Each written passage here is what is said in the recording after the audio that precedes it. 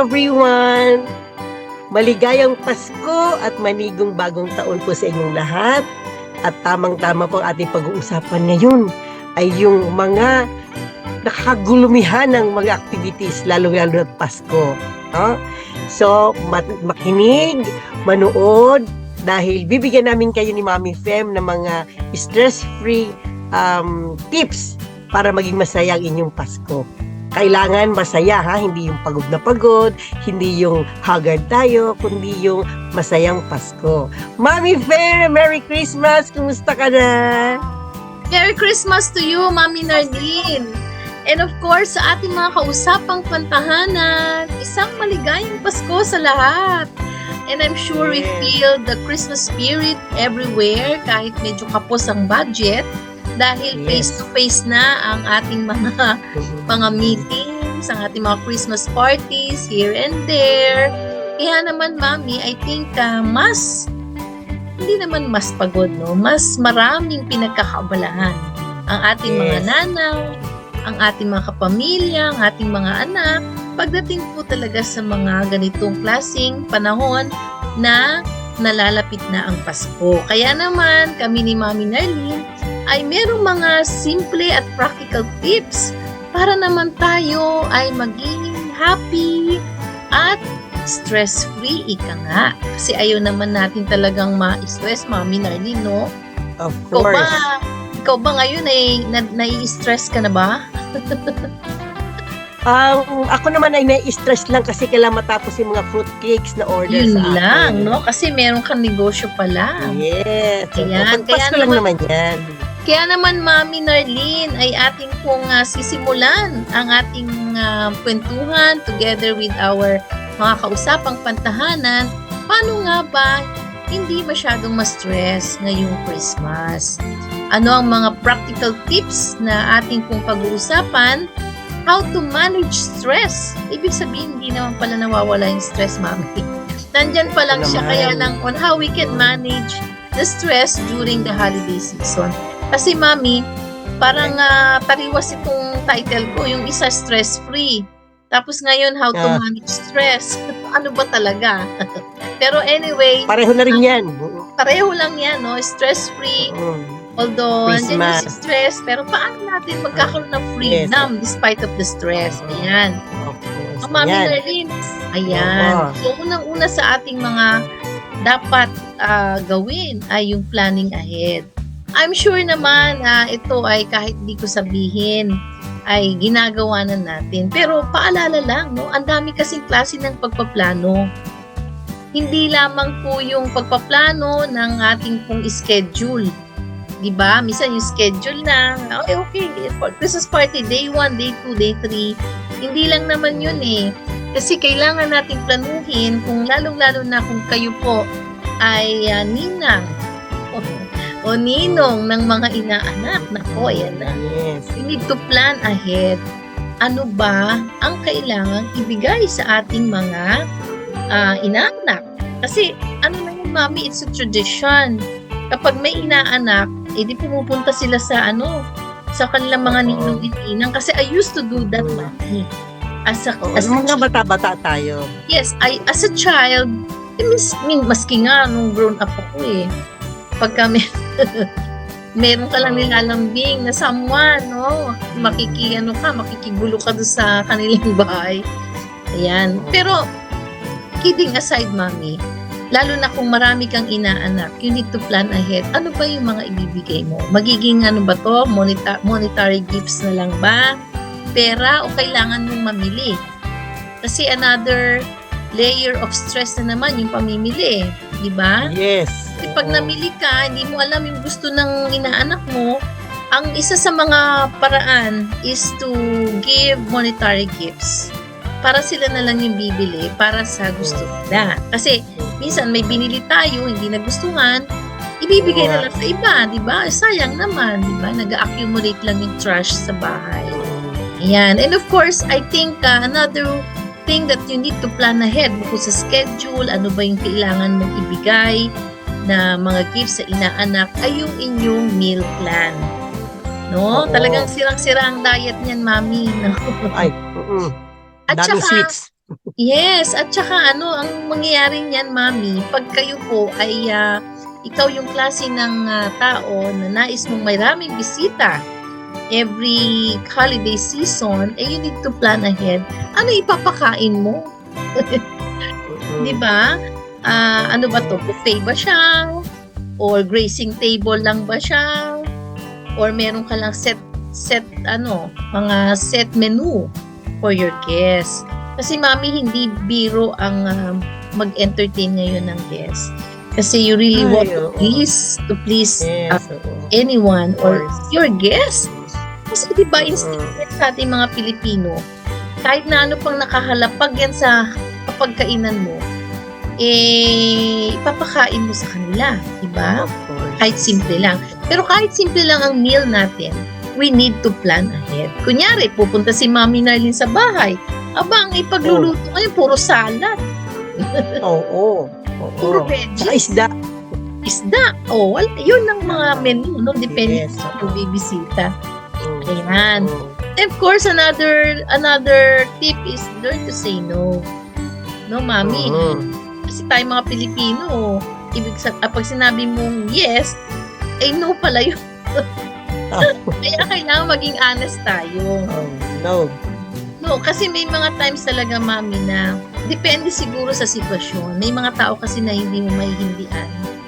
Pero there are times naman na may mga okasyon na pwede mong hindian. Depende sa'yo, di ba? Pero one thing I've learned, Mami, para po tayo ay hindi naman masyadong garag na garag sa oras at makapagpahinga tayo. Learn to say no and just extend or express your valid reasons bakit hindi ka na makakapunta. Correct. Pero ang katotohanan niyan, nung nagawa ko yan, parang disappointed yung nasabihan ko. Siyempre. Disappointed talaga. Well, ganun talaga. Kung hindi kakayanin, okay lang. Basta ang importante, nagsabi ka ng katotohanan. Di ba? Yun. So, yun, Mami. I think nasabi ko na yung gusto ko ditong sabihin unless you have something to say before you tell something about the next. Ito na yung next. Kailangan meron tayong gagawing budget, no? Para hindi naman tayo mag-overspend. Alam naman natin na tuwing Pasko, sa kagustuhan natin na maibigay lahat sa ating mga mahal sa buhay, paggising mo siya sa umaga, dami mong palang bayarin. Make a budget, stick to it, if possible, refrain from credit card gifts, no? Although masarap ang mag-swipe, Mami Fem, pag may nagustuhan, swipe. Masarap yan. Because after the holiday season, may stress ka naman because you have to pay all those things that you bought through credit card. Alam mo, Mami Fem, ang suggestion ko para medyo hindi masyado ang expenditures during Pasko ay gumawa kayo ng mga gift, yung do-it-yourself gift. Kasi yung mga pagbibigyan ninyo, mas ma-appreciate yon dahil naisip niya na sa haba-haba ng 10 taon ay naalala mo siyang gawa ng something. So mas maganda yon at mas heartfelt ang kanyang pag-appreciate dun sa iyong ibinigay. And of course, your love will radiate from that item because alam niya na habang ginagawa mo yun, iniisip mo siya, naalala mo siya, at na-appreciate mo siguro ang mga nagawa niya rin sa'yo. Kaya yan, para matulungan kayo magkaroon ng less expenditures tuwing holiday season. Huwag tayo magugulat sa mga sale na yan because at the end of the day, yung sale na yan ay makakasira sa inyo budget naman for the next month. Yun kasi lang, imagine mo, Mami. Diba? Pag credit card ang ginamit, Mami Fem, ang sarap yan, pero pagdating ng bayarin, sa ulo, diba? Kaya yan, maging kayo. Anyway, stick to the budget in other words. Huwag nang lalampas, no? And of course, Mami, ito, importante ito. Lalo na kung kayo po ay kulang sa budget, medyo medyo nadidisappoint, walang masyadong handa. Ito ang I think ang panlaban natin, create relaxing surroundings. You know, yung bang katulad nung nandito sa ating picture, nagtatawanan lamang sila, nagkukwentuhan, nagtututukan ng mga instrumento. Just being yourself with your family, I think that's the best thing to do during this holiday season. Create relaxing environment. And I think this is also time for us to declutter our space, no? Kasi minsan dahil sa sobrang busy natin, hindi na natin na aayos yung ating kwarto o yung ating kusina or anuman. So this is the best time to create relaxing surroundings. Ayan, na mag-declutter tayo, bigay na natin yung mga hindi ginagamit sa ibang tao, no? Nakakatulong na tayo. We are helping our home as maging maaliwalas, walang masyadong kalat. Ayan. So, yun yung isa sa mga tips, Mami. And of course, Mami, ano pa ba? Ito, importante. Ayan. Nako. Kailangan natin yan, no? Maintain healthy habits. Kahit masabihin natin maraming invitation, kaliwat kanan ng party, kailangan pa rin nating alagaan ang sarili natin. Kasi alam mo, Mami Fem, araw-araw may party, di ba? Mula nung mag-start ang December, kanya-kanyang schedule na. Kung halimbawa, active ka sa organization nyo, isang party. Sa inyong department, isang party. Yes. Sa kaubuan ng university, isang party. Sa mga classmate mo ng high school, ng elementary, may party. So, let us maintain healthy habits. Kailangan din natin mag-exercise. Huwag natin tanggalin yung nakagawian nating walking or exercising kahit nakaupo pa ganyan-ganyan tayo, di ba ganun? Para at least hindi magugulat ang ating mga katawan. And of course, when we eat, let us be mindful of what we eat. Kahit sabihin natin maraming sweets dyan, maraming pagkain dyan, alalahanin ninyo ng katawan natin ay isa lang. Pag inabuso natin, tayo magsasuffer. So, tulad ko at my age, kahit ang sasarap na nasarapan, Mami Fem, pumupunta lang ako doon sa gulay and isda. Kahit ang sarap ng beef, pass. Kahit ang sarap ng ganito, pass. So, syempre, because at the end of the day, pag binugbog mo yung katawan mo na kung ano-ano, ikaw ang masasaktan. No? And then, of course, prepare healthy food throughout the season. Hindi yung puro masasarap na nakalimutan natin yung dapat. No? Don't be tempted with unhealthy foods. Lalo na ngayon, ang dami-dami niyan. Mga chichirya, yung mga hinahanda natin mga dessert, nakaliwat kanan, may mango float na, may salad na, may cake pa, may katapos niyan tataas ang ating sugar at ang katapat niyan ay diabetes. So, let us maintain healthy habits kahit na ano pa ang ilatag sa ating harapan. And of course, be mindful with your sleeping habits. Kasi tulad ngayon, maraming party, naabot tayo na alas 12, launa. My goodness, Mami Fem, pag everyday yung ginagabi ng uwi, pagdating ng Pasko, wala ka ng powers. So, let us be careful in everything that we do so that we will have a happy Merry Christmas. Ayan, yes, Mami. Kasi yan na yung regalo mo sa sarili mo eh. Yes. Na maging healthy ka throughout the year. Ayan. And of course, ito, sinasabing share feelings. Kasi maraming pagkakataon na hindi na natin nakakausap yung ating family members. Pero ito yung bakasyon na kung saan we can share our thoughts, our feelings to our friends, especially for members of the family. Isa yan kasi sa way on how we know kung ano ba yung pinagdadaanan. Kahit kasi time of the season ng rejoicing, pero hindi pa rin nawawala yung mga pinagdadaanan ng bawat isa, no? Marami pa rin problema, nandiyan pa rin. Nababawasan lang kasi may mga parties, may mga libangan ngayon, di ba? Dami-daming pwedeng puntahan kasi bakasyon, nakakatulog ka, pero iba pa rin talaga yung meron kang kakonect. Meron kang someone to talk to during holidays.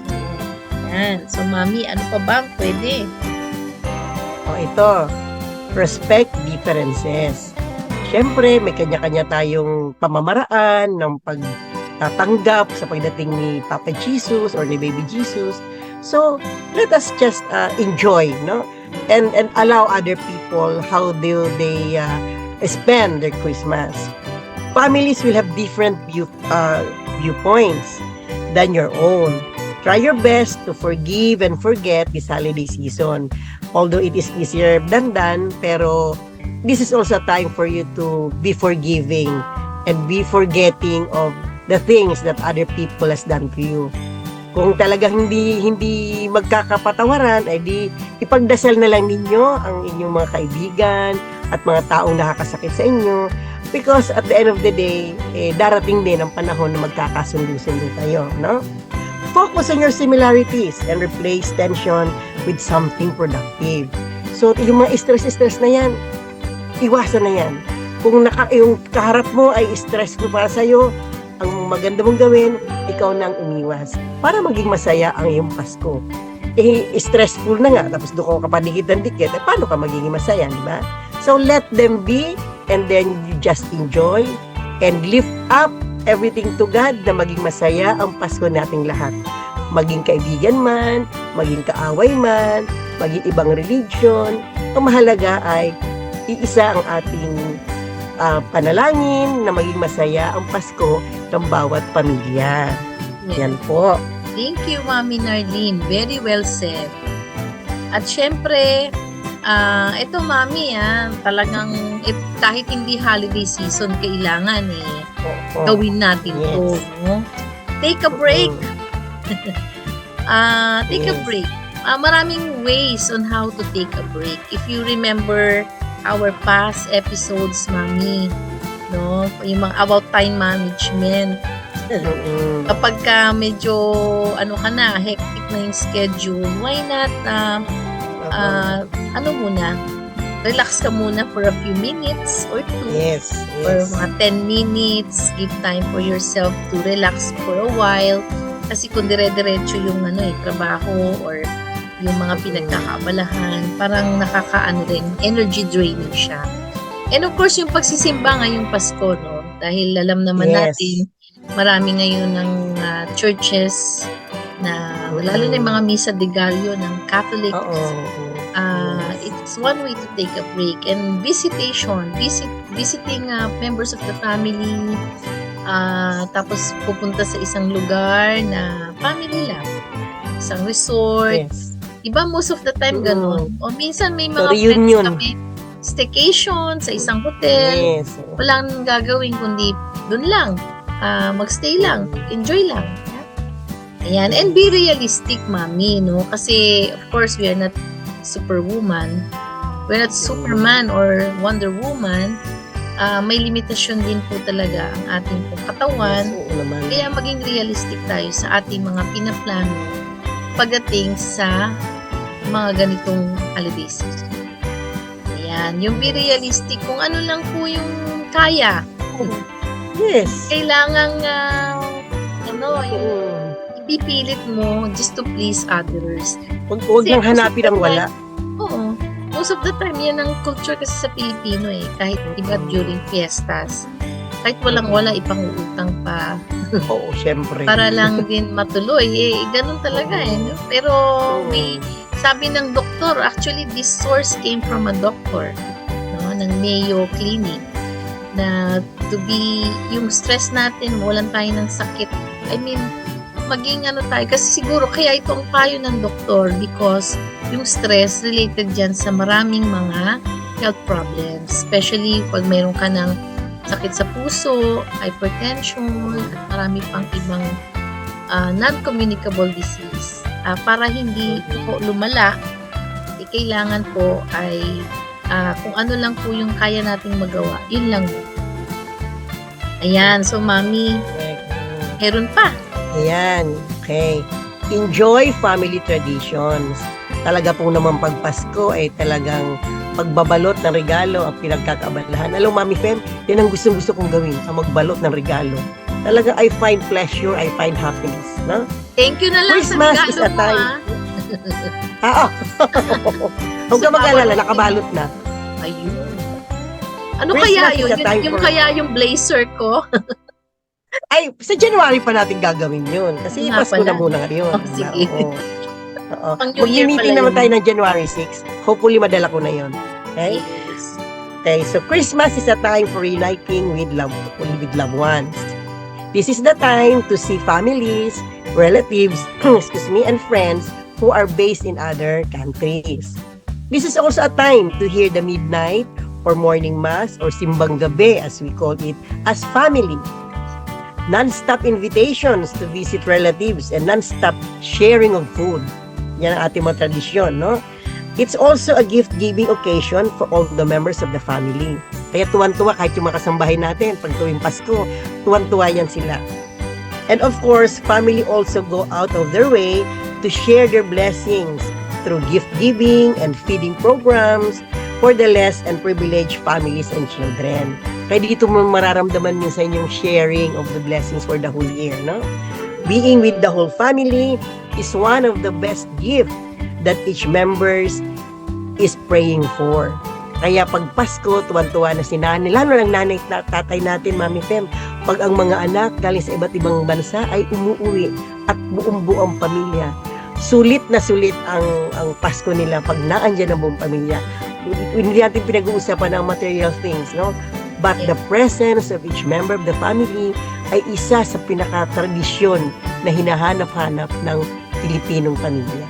Kaya yung mga nasa malalayong lugar, make it a point na talagang uuwian ninyo hanggat na andyan ang nanay at tatay ninyo, ang mga lola at lolo ninyo, find time to go home kasi yun lang ang kaligayahan ng inyong mga elders. Yes, Yan, kahit so walang-wala Mami Fem. ng mami, no? Yes, oo, Mami Fem talaga. Kami nga ni Daddy Wings, talagang pinipilit namin lalo na at ang daddy ko ay bedridden na makauwi din kami sa Pasko. So ngayon, happy kami, mga brothers and sisters ni Win ay sa magbabantay kay nanay.